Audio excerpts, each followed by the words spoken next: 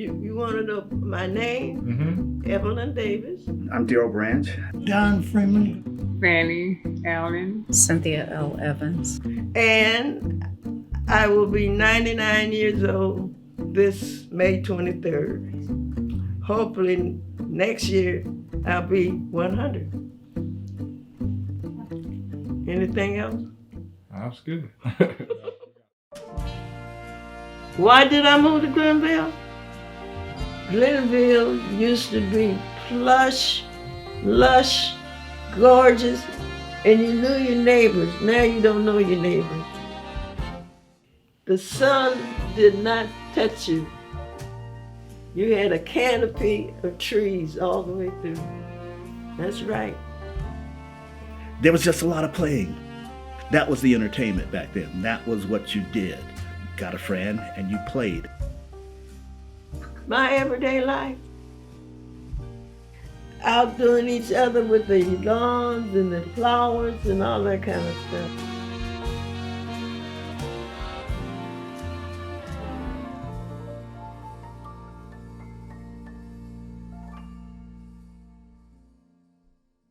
That was the best of times, you know.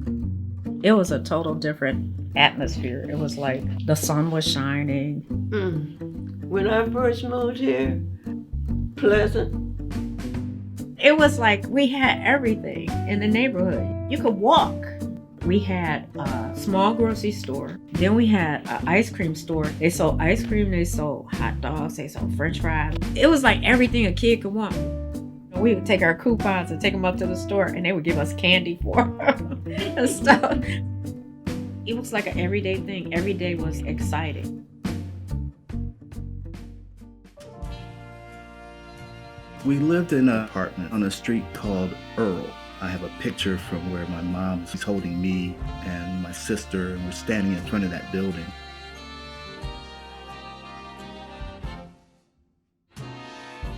You open your door and there's a basket of fruit, basket of some people share, you know, cook, share.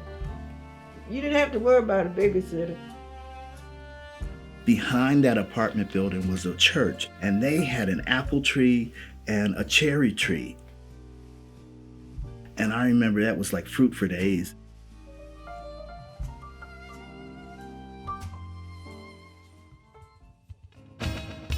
The crazy part was that the church had a fence all the way around it. They weren't real partial to kids coming over there. We would get chased out of there. If I came home and my kids were sitting on the front porch, something is up. We had it down to a science. We knew what time, the pastors and all the church folk were out of the church. And then we'd hit the fence. We knew why John had done something, and John had brought him and put him on the step till his mama come home. That's the way we did.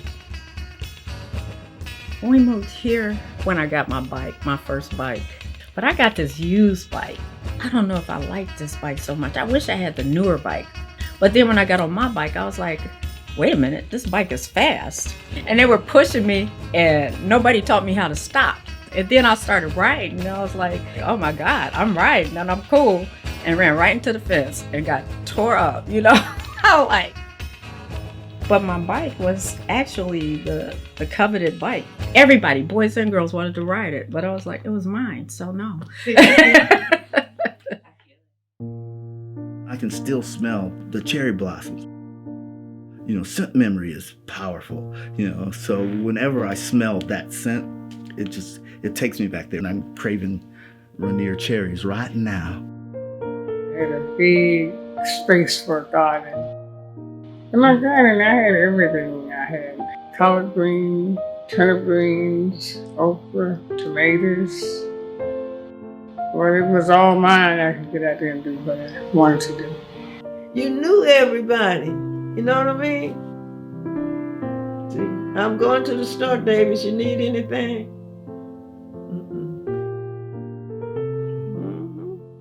Glenville.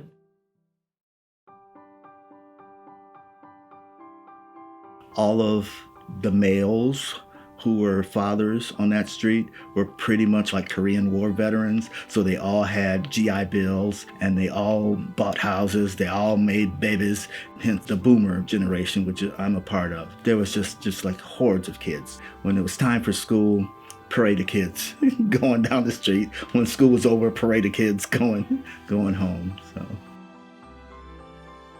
I loved school. I mean, I love school. Teachers, when I was in elementary school, had a genuine desire to educate. If you were teaching and you were in an inner city school, that was a choice you made. They were phenomenal in shaping kids. We had wonderful resources available to us, nice libraries. There was a library in the school, and that was just like paradise for me. You learn to deal with life, and you learn to deal with conflict. You learn to deal with all of these things, either in a classroom or on the playground. So it was just learning experiences. We always were motivated to do well. I mean, these women, they cared about their students. That was what was really different about the school systems back then. There was a shortage of children going to Cleveland Public School. I had never been to college. Now, I'm the cleaning lady at Parkwood School. The principal, one Friday, because we always cleaned up on Friday evening, she took the broom out of my hand and she says, "This is the last Friday you're going to scrub floors and sweep." And she handed me an application. 1960, I did my student teaching. The principal is sitting there. 1960 was a bad winter.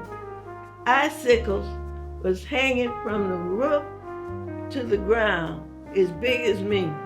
I got the children settled down, and all at once, all hell broke loose. The custodian and his crew had come out with brooms and was knocking the icicles. That I couldn't give them a lesson. That I know the children want to know what's happening. Everybody wants to know what's happening. So I told the kids, we're going to be snowflake, we're going to twist, and we went to the window. I did my lesson. I had to use what was happening. When I got through doing my lesson, the principal, she says to me, "Mrs. Davis, you are a born teacher. When can you start working?" This is a true story. A true story. And I got hired. That's how I got hired.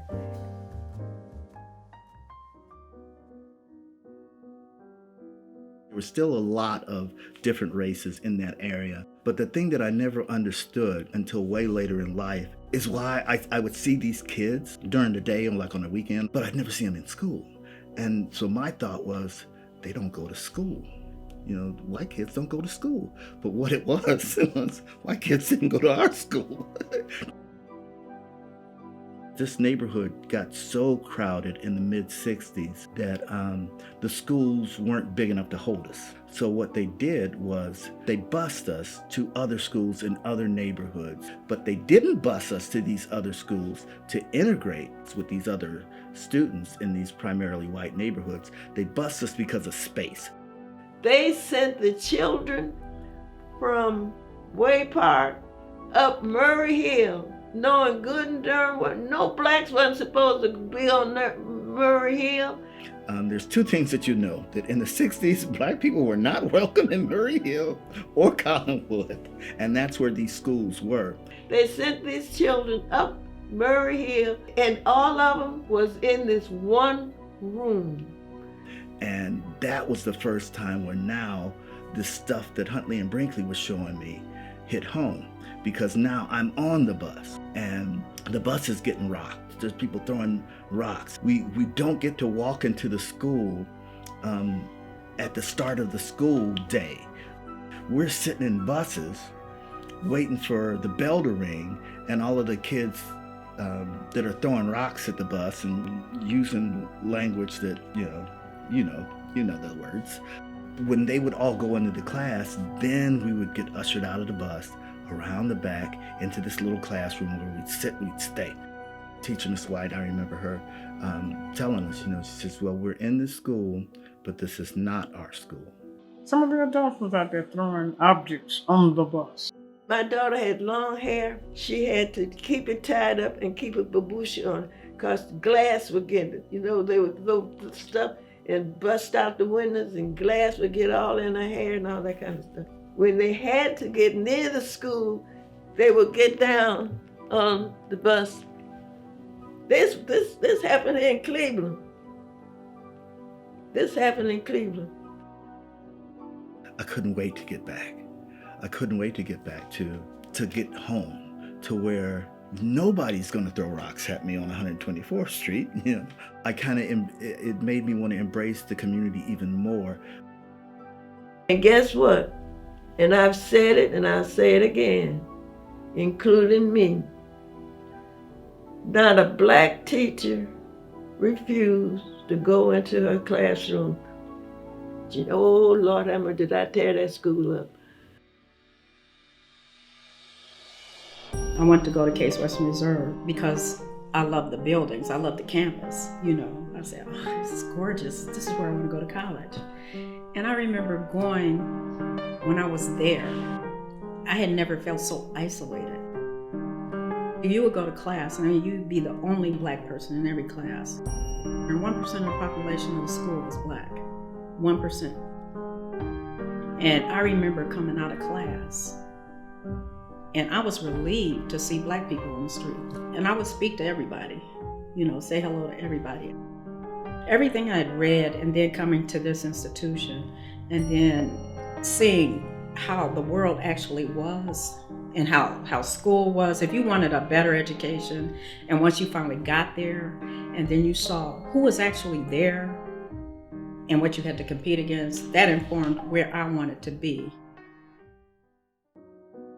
There were not many African Americans at Case Western Reserve University when I was there. In fact, only a handful. There were only a handful in my graduating class.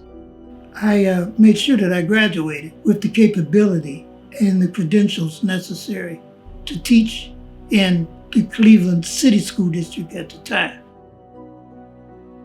Although I was regarded as an excellent teacher, the Board of Education of Cleveland City School District fired me for political reasons in terms of, first of all, my association with people like Malcolm X and my involvement in the Revolutionary Action Movement, RAM.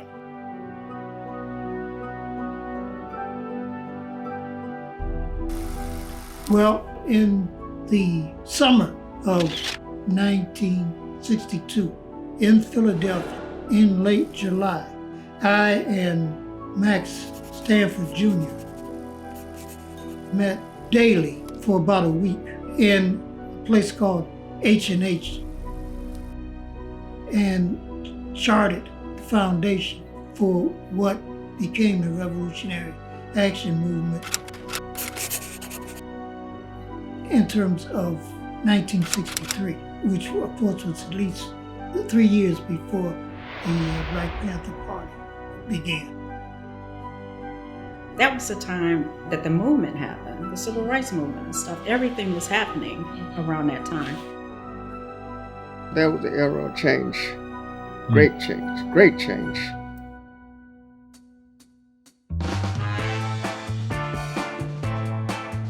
So everybody started wearing afros and stuff. And I couldn't get an afro. I tried hard. You know, my mother, I told her, I want an afro. Do it, you know. Everybody started being proud of being black. And they were proclaiming it, you know. I think James Brown came out with, I'm black and I'm proud. Probably like 63, when the dream kind of like of everything is Dr. Seuss, everything is green eggs and ham. Well, no, it's not, because, you know, our president's assassinated. Martin Luther King's assassinated. I'm watching TV now and they're rioting in Watts, they're rioting in Ohio. You know, all of this stuff is going on. And it was a scary time. You know, it was a scary time period.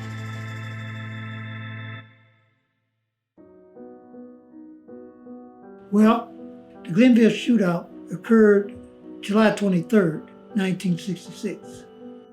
So I was walking home, which I often did. I happened to encounter the Glenville shootout. I could see and hear the gunshots. I had this guy named Ahmet Evans, Cindy. And he just got tired of it, and he organized some black guys that felt the same way he did and decided they wasn't going to put up with it anymore. And I could see that there was a battle ensuing between Ahmet Evans and the Cleveland Police Department, in which, of course, 3 police were killed, and police were ultra outraged. Well, it was just like a war zone. You could hear shots everywhere and horns and everything. And you would try to get to a safe place in your home so that you would catch some of those shots. People should have been aware of something was going to go off. And all day long and all night long, vans, and sitting in these vans with the doors open were white men with guns. I mean, long guns. Mayor Carl B. Stokes had the political courage not to allow the police to return to the Glenville area, because all hell would have broke loose if the police had been allowed to return and basically take out their vengeance, as they saw it, on African Americans.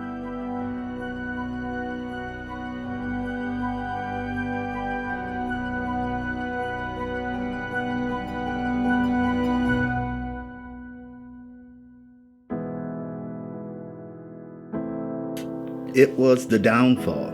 It was the end of Happy Glenville. Through no fault of your own, when you're put in harm's way and people are coming at you with violence, the only thing you can think to do is to retaliate, because it's the only thing you can think to do. When the riots and the burning of Glenville happened, people left. I know people talk about the Kennedy years as being Camelot, where everything was just so cool. You know, civil rights stuff passed, you know, peace, love, and understanding, you know, everybody, you know, come on people now, smile on your brothers, you know, that kind of stuff.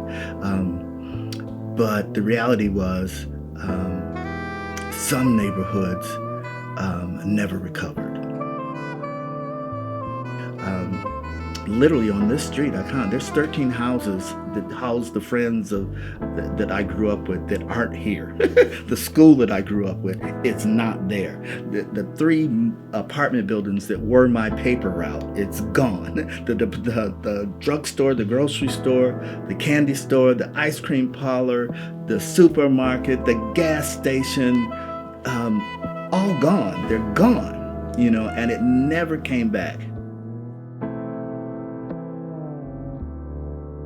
There's an image, there's that childhood image of the hustle bustle kids and happiness, and then there's the image that's now when you look out there.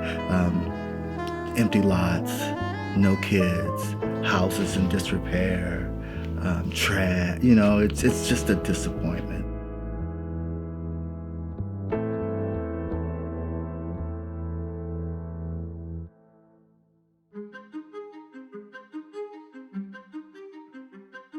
It wasn't easy, but life isn't easy either.